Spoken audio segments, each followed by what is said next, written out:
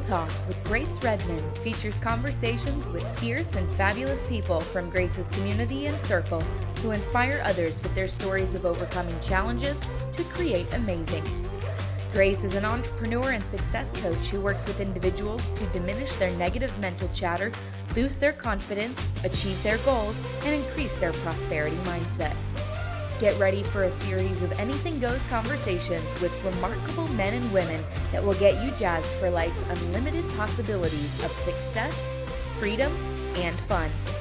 Welcome to Real Talk with Grace Redman. It's always amazing to be here with you guys on another episode of Real Talk, where I get to have real life, raw conversations with amazing people from my circles and communities who have overcome challenges and created amazing. Today, I am super excited to have Ryann Dowdy as our guest. Ryann is an entrepreneur, sales strategist, and community builder. Earlier this year, Ryann was stressed and overwhelmed. In one community, she was a thought leader. In another, she was surrounded by potential clients. Neither space felt safe to share her experiences. She wound up on the floor in her shower in tears, which I could relate to that. She felt like no one understood. She wanted to create a safe space to come as you are while finding advice, feedback, and friendship. She had no idea it would create such powerful conversations and connections, but it confirmed she was on the right track to creating a space unlike any other. And I am so excited to welcome Ryann to the show today. Welcome, Ryann. Hi, Grace. How are you? Great. I'm super excited to be back. You're my first guest in the new year, and I'm really excited to have this conversation because, girl, so much of what you talk about resonates with me. Yes. Well, thank you so much. And it's funny, you're the first person to read that new bio out loud. And I was like, whew, I wasn't prepared for that. Like I've read it on paper, but you're the first one to read it out loud. So I love the vulnerability because I can really relate to the points you touched on. We don't talk about those things. No, we try like hell not to, actually. Right. The math. So tell me a little bit, about while you were going through those moments and days, like what did it feel like and how did you step out of it? Yeah, really great question. So, it's been a wild and crazy ride. Really my entire career, but the past year has probably been the most transformational for me. And what I thought I had was a business problem, right? Like I thought I had a business strategy problem. Like that day that I was crying on the floor in my shower, I very clearly would have told you that something was broken in my business. And what I really needed to learn, Grace, that not something was broken inside of me, but that I wasn't being true to myself, right? And so for me, my stress was like, I was looking for, there was something outside of me, right? Like that's what I was looking for. There's something external that I need. I need another sales strategy. I need another business strategy. Maybe it's our offer. Maybe it's our avatar. Maybe it's this, maybe it's that. When really it was me. Right? Like it was always me, and it was me really living and being true to myself. And so how did I get out of it? Coaching, a lot of coaching, and a lot of really difficult conversations, if I'm honest. When you go on this journey to become the truest version of yourself, you have to admit not only to yourself, but to some of the people closest to you that the things that you've been doing or saying or whatever just really don't feel in alignment anymore. And it's hard, but powerful, and empowering, but hard. You just hit a point for me. Before I got on, I said, hey, I took a pause. I didn't realize I needed a pause. But just like you said, I was burnt out, didn't realize it. And I had, like you said, like same thing. Like, is it something wrong with me, with the business? I have to do a different strategy. But it wasn't. It was internal too. Yeah. I wasn't being true to myself and doing the things that I enjoy. I was trying to keep up with all of these different strategies that weren't feeling good to me. Right. But then we're marketed to in such a way that we're like, well, if I don't do it, I won't be successful. Right. Yes. And so that's where I was at. And ironically, when I started staffing 23 years ago, I had the same thing happen. I was trying to keep up with everything and do all the strategy calls and the strategy, and I was miserable. And so I stepped back and I said, you know what? I really love this. I love what I'm doing. I'm going to focus on the relationships. Yeah. I'm going to focus on what I enjoy doing. I enjoy helping people. And I feel like this is the same thing happening to me now on the coaching side. It's like I was trying to be something I'm not, and I Mm-hmm. got to step back. Yeah. I got to And step it's so hard as like high performers, as doers, like I find stepping back to be harder than anything else, right? Like the whole slowing down to speed up concept, like fundamentally I get it, but it's so hard because right. we're just programmed to do. And you know that you've had a very long and very successful career. And sometimes you just got to get in and get your hands dirty and do the things. But the hard work is sometimes not done when we are doing. It's when we're really digging deep and kind of pulling all that stuff out. So we can figure out where to go next. Absolutely. This is it ironic that we're having this conversation There today? is no such thing as coincidence, No, my there's no friend. coincidence. So thank you for the validation, sister. You're welcome. I was like, you know what? I'm stopping. I'm slowing down. I'm going to step back. I'm going to go back to basics, which is the conversations and the relationships. Amen. And what I love is that you do teach relationship-based sales approaches. So tell me a little bit about that, because in sales, it's always about the numbers and the grind, and that's exhausting. Amen. So yeah, I mean, human to human connection is, one of my core values as a salesperson. And again, it goes back to the same idea that we're marketed to, that like this strategy is the only strategy that works.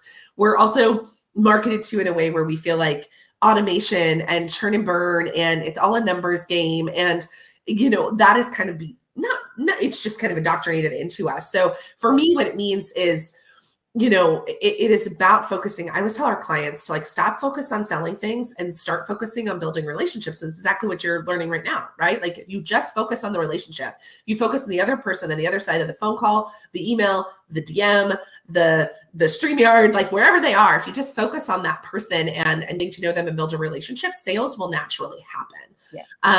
And so the numbers are important. Like I'm not naive enough to believe like, like I haven't gone that woo just yet. Or it's just like, but it is really getting into a space where it's, how can I serve this person? How can I help this person? And knowing that it always comes back tenfold, even if it doesn't come back in the way that we think it will. Absolutely. And you're gonna laugh at me. I went back to the basics yesterday and I pulled out my call sheet from like 20 years ago. And I said, you know what? I really need connection. I'm just going to make phone calls. I'm just going to make phone calls and see how people are doing. And I couldn't believe how much I got from that. Yeah. Again, it's not about the bottom line in those calls, but from the connections. And like you said, then the bottom line comes when we're in that space of connecting and serving. Yes. Oh, gosh. I love it. I love that you picked up the phone. I've actually gone back to basics the past like 6 weeks too. And I've talked to more people in the past 6 weeks than I swear I did in the last year. And I've made more money. I've had more fun. And I feel like I've made a bigger impact. Like I walk away feeling like I've poured into people, but I also feel poured into, Absolutely. Absolutely. And something that I love, I'm following you on Instagram and I love your posts. I believe one thing you said was everything works. Amen. So it just doesn't have to be social media presence. It doesn't just have to be the phone, but whatever feels good to you, whatever you're doing authentically is going to work. Mm-hmm. I think it's authentically, and it's what we do consistently, right? It's what we do consistently. Like, again, I find this in online marketing world that people tell you there's one way to do things, and there is no one way to do anything. No. It is the thing that you will consistently do that is in alignment with you, right? So if like live video is not your jam, that doesn't mean that you're, destined for failure in your online business, right? Like there's a woman, I recently was a guest on a podcast of a woman, her name is Denise. She's not shown her face on the internet in like 17 years. Wow. But she has an extremely successful business and an extremely successful podcast, right? So it's however you can authentically show up in a way that's important to you, but what you will do consistently, right? So I use live video as an example because, everybody is like, oh, you have to use live video. And it's like, if that doesn't feel true to you, then don't use live video, because you trying to BS live video is no better or worse than you just not doing it at all, right? So however, if you would prefer written content because that's your jam and you want to write emails and write social media content, that's fine. Again, if podcasting is your superpower, do that, but do what feels good to you and what you can show up and do consistently. Because when you try to force yourself to do something that you hate, there's no way in the world you're going to do it consistently. 100 to every word you just said. Yeah. And I fell into the trap of, okay, you have to do this and you have to do Right. that. And that's not true. And Right. I also know so many incredible, business people, entrepreneurs, coaches who don't have a social media presence Right. and they're super busy. Of course. But they're, like you said, they're consistent in what they're doing. And then there's also that social currency when you are providing great service. Right. They're going to tell a friend, and another person's going to tell another friend. And I would argue that almost happens faster. Yes. Right? Than trying to convert cold traffic, cold people who don't know you into paying clients, right? To just go out. And I will tell you, my first probably 6 figures in my business, this was obviously pre-pandemic back in 2019. I think 2018, 2019, my first probably 6 figures came from in-person networking, from speaking for free, from going to events, from meeting people. And then I got referrals from that ecosystem. So like I wound up working with people who I had never met before, but it was because I was introduced to those people by someone who I had met networking. So I think it's, and there's just that, like you said, there's that social currency. There's that proof of like, oh, well, so-and-so recommended them. Yes. And so I never underestimate, like you said, the people who don't have online presences. I mean, I love social media. I love the idea of being able to grow a business without ever leaving your house, all those things. But if that does not feel true to you and you would rather go out and meet people, that's still an extremely viable way. Like business existed before the internet. Absolutely. Actually, yesterday I was on the calls. I got an invitation to go speak at the Rotary Club. And I was like, yes, of course. So, I mean, and I miss that in-person presence. Right. And I love how now, like, you're creating this community. Yes.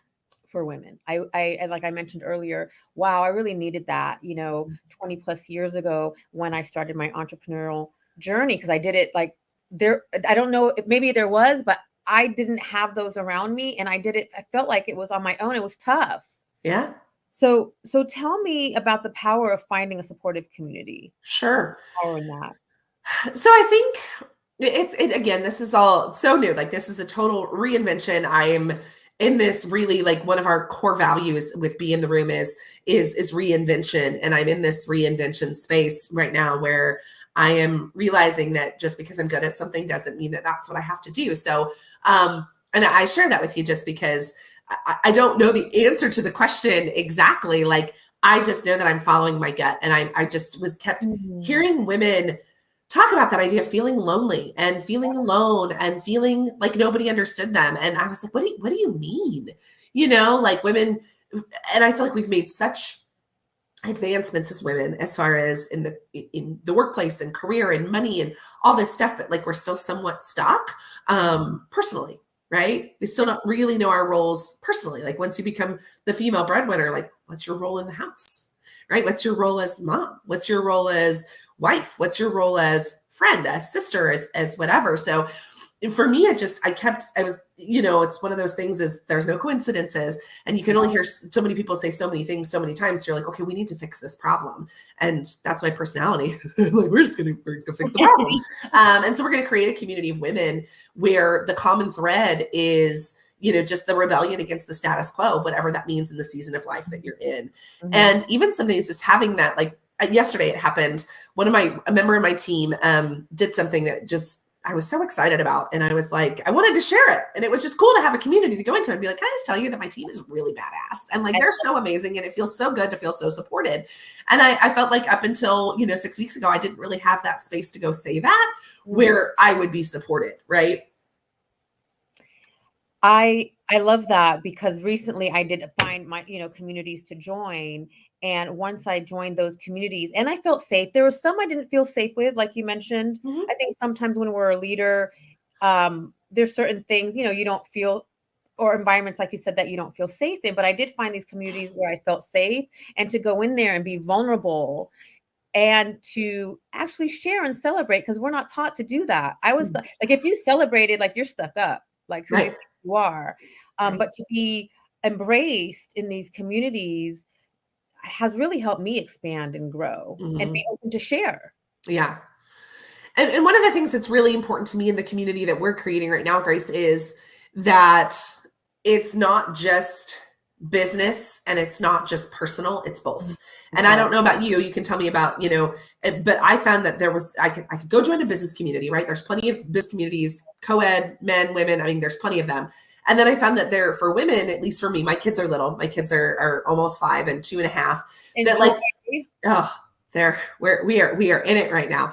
But it's like, well, we can go do play dates and we can play bunco, or we can go to this networking event. But like, where do we get to go be both those things? Like, where can I be mom and a business owner? Mm-hmm. Like, where can I be a badass and be super vulnerable? Where can I share my wins without being, stuck up, right? And so where can we go? Like, again, one of our core values we created is both and, right? This is not a space of either or, it's both and. Yep. And as the lines blur between business and personal, from us as business owners, it's also blurring, where we go to get support. Well, I agree with you. It's not a this or that. It's both and, because I am a mother and I raised a family while I was running, this, multi-million-dollar business that wasn't easy. So badass. And I raised my kids and I was in the classroom and I was, and so we can't have it all at different times. And you're right. There really isn't. I always felt guilty for being here and guilty for being there. Right. And now, like you said, it's like F the status quo, whatever that may mean, because we can be both. Like, we can be successful career women and mothers and. But I think so much of it is judgment of ourselves, if I'm honest. Like, as much as, like I'm damn the man. Like, I stand behind that 100%. But I think some of it is judgment of ourselves, right? Like, this whole idea of having it all, it's sometimes we just have to modify what having it all means. True. Right? Like, for me, having it all means my kids go to daycare. They don't have to, but they do. My kids go to daycare, but I still feel like I have it all, even though they're not home with me all day, because I'm here with them every morning. I get to send them off to school. Like, they come home around like 3:30 or 4. We get to spend a lot of time together. And in the summer, I try not to work on Friday afternoons. And so I try to pick them up from school early and do something fun. And like, to me, that is my version of having it all. Mm-hmm. Right. But I think sometimes we're like, okay, well, if I'm not the Pinterest perfect mom where I do all these things, and then that's like, then I'm not doing enough. And I'm like, I don't care. Like, here are the store-bought cookies for the Valentine's Day party. And that is enough for me. So I think sometimes it's self-judgment and expectations of ourselves as much as it is the external forces. You're totally right. And I've been working on that so much, and I've come a long way. What I didn't realize recently, that I still had those perfectionism pictures, not realizing it. Mm-hmm. And now my goal for 2022 is F it. Yes. I'm just going to say, good for you. Does it feel so good to say that?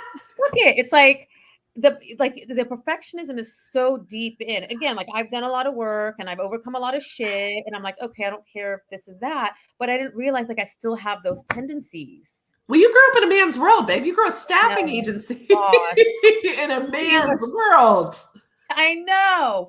And yeah. So now I'm just like, fuck it. Good for you. And you're going to have like the best year of your life with that attitude. Girl, we're going to stay in touch. But you're right. It's my idealism, my idealistic thinking, where it has to be this way, and the perfectionism. And if it's not this way, and the overachieving to prove that I am worthy. I know. I had a conversation with a woman yesterday too, that if we're not climbing, we're like doing it wrong, right? Mm-hmm. Like, if it's not, and I think again, a lot of that is marketing, especially in the entrepreneur land, right? Like, if $1 million business is not your goal, you're selling yourself short. It's like, for some people, it's not their goal, and that's okay. Like, I have a girlfriend who is brilliant, investment wealth manager, super smart. Worked in hedge funds in Boston, like, killed it. And she wants to have a really small boutique firm where her profit margins are through the roof. That's right. And she can be a mom. And she's like, I can work, 15, 20 hours a week. My profit margins are high enough that I can invest the cash, and she's actually the one who said to me, which I think really, I hate to say gave me permission, but sometimes we need permission to really think through what my goals were, that like, oftentimes the smaller business isn't really taking home that much less money than the larger business, right? She's like, if there, and the profitability from a $15 million business to a $5 million business isn't really that different because what it takes to run the $15 million business. Have you ever heard of that book, Rework? No. Okay, it's on my bookshelf. Okay. I read that book, Rework. And for our audience, if you're watching, this is a great book. I don't know why I'm echoing, but because I had that mentality, the bigger business, the more. And I read that book, Rework, and they talked about just that. It doesn't have to be this huge company. It could be, and there's these examples of, 2-person companies killing it. Right. And so when I read that book, probably more than 5 years ago, then that's when I started to downsize, but not downsize with lack in mind, Right. downsizing with abundance in mind, because Yep. it doesn't have to be this. And it worked amazing for me. And I had more fun, and I love that you got to that point. Right. For us to be successful, it doesn't have to be a $15 million business. We don't have to have 100 employees. Right. I have to find the happy medium though, because I found that creating employment actually is something I really enjoy. And I know I've never thought that as an employee, like when I left, because I didn't like managing people. So when I left the corporate world and became an entrepreneur, I never really anticipated being a manager again. So I have a team right now. There's 4 of them, like 5 of us all day. And I just really love that they love their work. Mhm. They have a lot of freedom and a lot of flexibility. So I have to find that the happy medium in that, like, how do we run a lean, mean machine where we're super profitable? Mhm. And maybe it's even in a secondary business or some level of investment. But I do love creating employment, especially in a way that empowers people. Not all of my team, but a lot of my team has littles. Like I have one gal on my team who's pregnant right now, Mhm. and being able to give them freedom and flexibility is really exciting and empowering to me. So I haven't quite figured the piece out yet, but I didn't anticipate that when I became an entrepreneur. I didn't anticipate that at all, because I was like, no employees, no people, no management. But I actually really do find a lot of fulfillment in that. For sure. And I do too. Like with my team, when they're like the same thing, they have different things going on. And first of all, I love to collaborate. I don't enjoy working by myself. Agreed. But I love when they're like, you know what, I'm so grateful for you because I get to, partner with you and do this other thing. And again, you're giving them opportunity, and they learn from us too. Yes. As women entrepreneurs, they're seeing that. And I think that's very helpful. Which brings me to my question. I know that you were in corporate for some time. Yeah. What motivated you to become an entrepreneur? So it's kind of funny. It was never really on my roadmap to do that. Like I spent 15 years in sales. I felt like because I was in control of my income, entrepreneurship never really appealed to me. And even when I knew that the career path that I was on, I was the director of sales for a digital advertising agency. My son was, a baby at the time, maybe 6 months. He's the one who's almost 5. And I just knew that I was really unsettled. I was like, this is not what God put me on this planet to do. Like, I can't do this for the next 35 years. And I actually thought it was going to be like an industry change. Like even when I knew that I wasn't happy, I still didn't go looking for entrepreneurship. I thought like, maybe it's just a different industry. I've been in advertising and marketing for forever. Maybe I just need to shake it up a little bit. And it was actually a girlfriend of mine was launching a kind of an online community and a course. And I was watching her do that. And I was like, that's really interesting. Because to me, entrepreneurship, again, having worked with small businesses, meant like brick and mortar store, like products. It never, like the whole idea of an expert business or an information business just never really made a lot of sense to me. It just didn't occur to me. So once I started learning about online entrepreneurship and expert businesses and how I could use my skill set to become profitable, that's really where it came from. But it was just this feeling of, yeah, like I know that I am meant for more. I don't know what more is yet, but I know that I am meant for that. And I just kind of went looking and networking and started watching and asking questions. And this is where we landed. So it sounds like once we have a thought, the other pieces start coming, the information comes for us to take our next steps. Isn't that crazy how that works? Right? It feels like a natural progression. I know that's how it was for me as well. Mm-hmm. Yeah. I got to a point where I'm like, okay, I've been doing this for the staffing and I'm still doing it, but I didn't feel as fulfilled. Right. And part of staffing is coaching. And same thing, I saw this online, I didn't realize like this is something you could do as a business. Right. It just unfolded the way it was meant to. Yeah.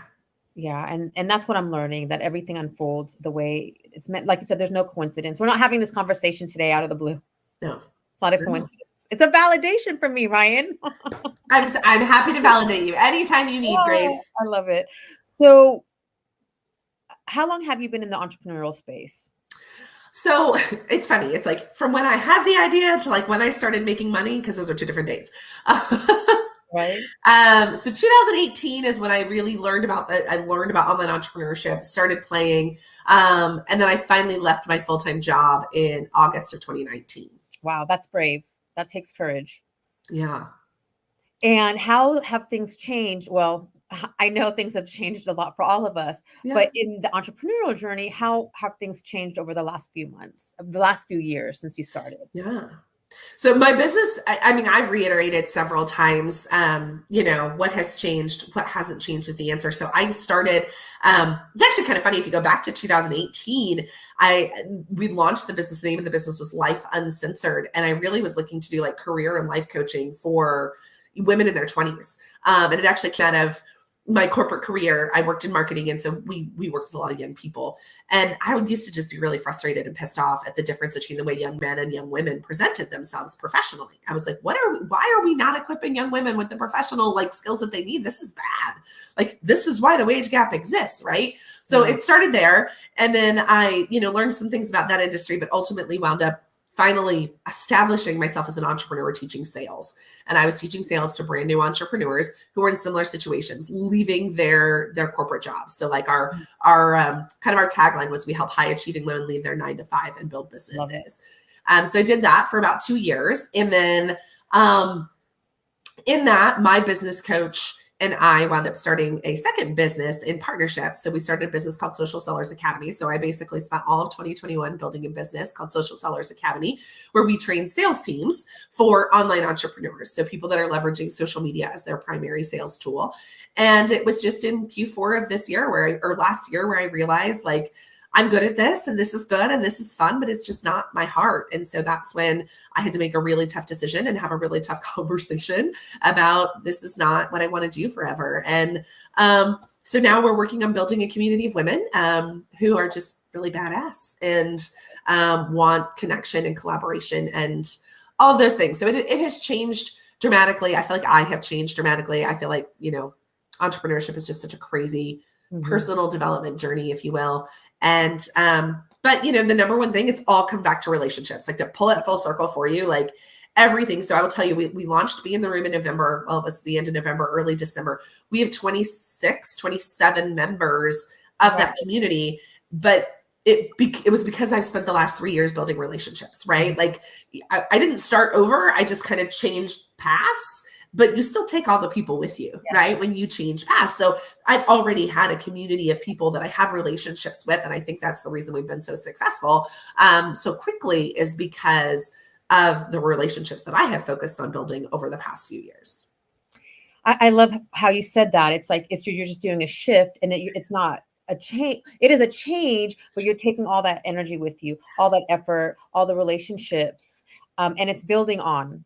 And we're constantly changing. I mean, I know even for myself in the entrepreneurial journey in both businesses, it's constantly changing. And it doesn't mean that I'm starting over. It just means I'm learning and pivoting. And like you said, being true to myself, because sometimes you realize that the things you're doing are not the things you enjoy, and that's okay. Yes. We're still putting in our bucket because we've been committed and consistent. Right. And the bucket's overflowing. It's just going down a different route. No, and it's so true. And I think we give ourselves, especially as women, we give ourselves such a hard time for wanting to change our minds. We're like, oh, I don't want to do that. What will people think? I've worked so hard on this. I don't want to start over. You're never really starting over, right? You get to take it all with you on that next iteration. And so sometimes it's just the skills, it's the experience, it's the lessons learned. Sometimes it is the community and the audience, just depending on what it looks like. But this, that's why we've chosen reinvention as one of our core values with Be in the Room, because this whole idea of you should choose a profession at the age of 18 and then do it until you die is stupid. Oh gosh, I tell my son that. Like, he came up to me and he's like, Mom, I don't know what I want to do. I said, you don't have to. No. 18. I don't know what I want to do. No. And it's going to change. Like you can feel so passionate and so in love with something right now. And a year from now, you could hate it. Yes. And that's okay. And I want to emphasize that, for our audience, like it's okay, even if we've done something for 5 years, 10 years, 20 years, and you don't feel it anymore. It's okay. We can have Mm-hmm. more than one love, more than one passion. What is that? What does Marie Forleo call it? Multi-passionate entrepreneur, I don't or know. um it's like we don't have to focus on one thing. I think we're dynamic individuals, and we're going to have different loves and likes throughout our life, and it's okay to try different things, and the Yes. business can look different too. It doesn't have to look the same. And then it's also afraid, like, okay to like change your mind and go back. Yes. Right. Like I recently had a cup of coffee with a woman who built an extremely successful business, took on a business partner. Things went south. She wound up just kind of a mess, but she just took a job recently. And she was like, I had so much drama around taking a job because what it meant. Did it mean that I failed? Did it mean that I couldn't figure it out? Like, what did it mean about me? And she was like, but I just like, I love it. I love being part of a team again. Like, I feel like $1,000,000 because I don't have all the stress and the pressure and everything else. And she was like, it feels so good, but it took me probably 2 years to even consider the idea of getting a job because I was so worried about it, like it looking like I failed. And, I'm like, yeah, but it's okay to go back too. Like I did it. It was fun. And now I'm going to go do something else. Yeah, and it's okay. It's funny. I was telling Mike over the holidays, like, I want to go work at Pete's Coffee. Yes. I know I got offered a job last week. Some guy was like, are you sure you don't want a job? And I was like, no, I don't. And then I asked my husband later, I'm like, do I? I'm like, no, I don't want a job. Well, on that pause, I was going through, like, I had all this stuff come up and I had to, kind of reflect. And I'm like, do I, I think I want a job. And I enjoy being an entrepreneur. I was just in a place where there was doing some things that weren't serving me. And we can, like you said, we have that right to change our mind and to go back. And if I want a job, I mean, I'll take a job. And it goes back to being authentic and true to ourselves. Right. And the self-judgment too. Because anytime I get triggered, it's because I'm telling a story to myself about myself that's not true. Amen. So what is your definition of success these days? Ooh, that's a really great question. Having fun more often than you're not. Yes.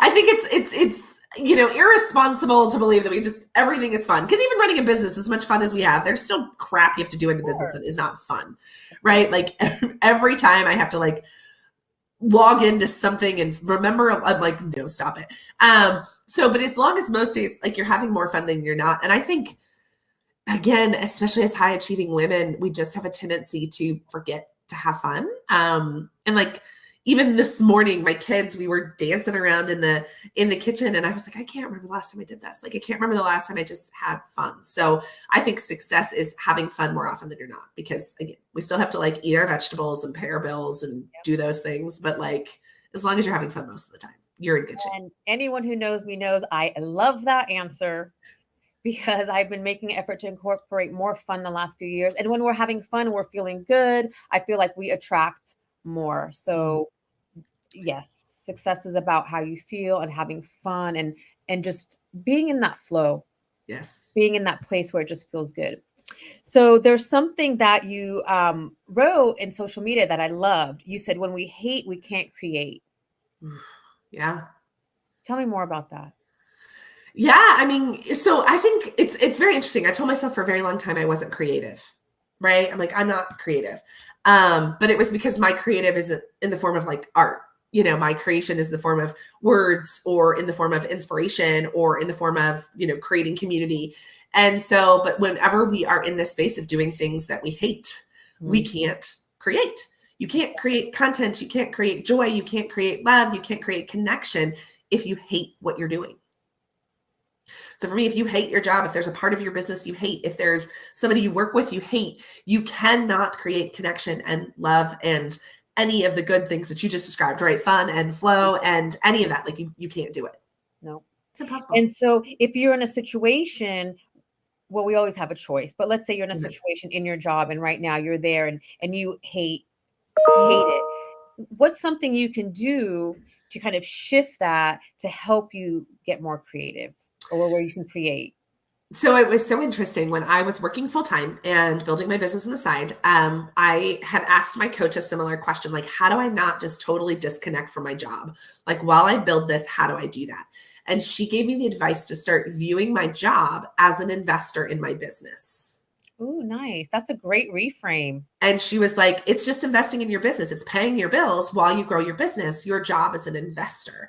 And when you can look at it that way, there's more gratitude than resentment, right? Because it's like, well, you're investing in me. You're paying my bills while I grow this thing. So yeah, if you are in a job that you hate, or you're doing something that you hate and you feel like you can't make a change immediately because of finances or whatever, how can you reframe it in a way where, yeah, it is an investor? Like, maybe even if you're just looking to get a different job, maybe you're not trying to be an entrepreneur, but you're just looking for a better opportunity. It's this opportunity is investing in me while I find my next opportunity. That's a beautiful reframe. I thought so too. It was really helpful for me. Yeah. No, I love that. Reframes have definitely helped me. That's a really good one. So for our audience that's watching, you've given us so many incredible nuggets. Thank you. What's one thing you'll leave us with? Someone's, interested to step into the entrepreneurial world. What's one piece of advice that you can give them? The more people you talk to, the more money you will make. Period. And a story. Yeah, that's true. 100%. 100%. Those connections. Yeah. It has been amazing. I could keep so going fun, on and on with you, Ryann. So fun. Yes, so fun. And definitely love to have on again in the future. There's so much we can talk about, so many beautiful nuggets. So for those that are watching that would love to connect with you, how can they find you? So we are on Instagram at Ryann Dowdy Official.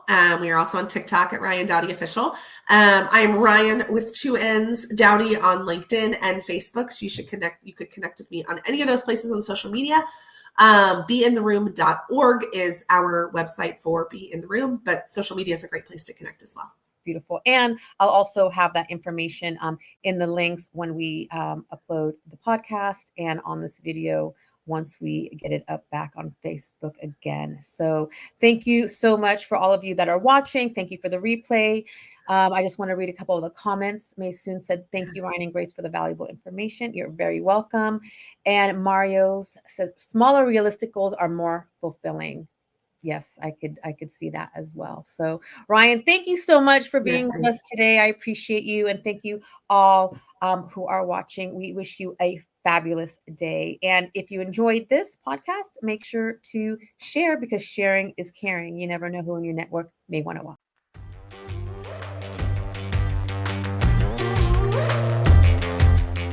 Hey, love, thank you so much for listening today. I am so grateful for you. I'd like to show you my appreciation by gifting you a free forgiveness self-hypnosis audio download. Part of living the fun and fabulous life is practicing forgiveness. Forgiveness can be such a long and challenging process. My intention is that this forgiveness audio will help you in practicing forgiveness, especially with yourself. Grab it by visiting daretoachieve.com/forgiveness. For more inspiring tips, make sure to connect with me on social media. Drop me a line on Facebook or Instagram at Grace Redman, Dare to Achieve. Until next time, keep moving forward towards living your fabulous life.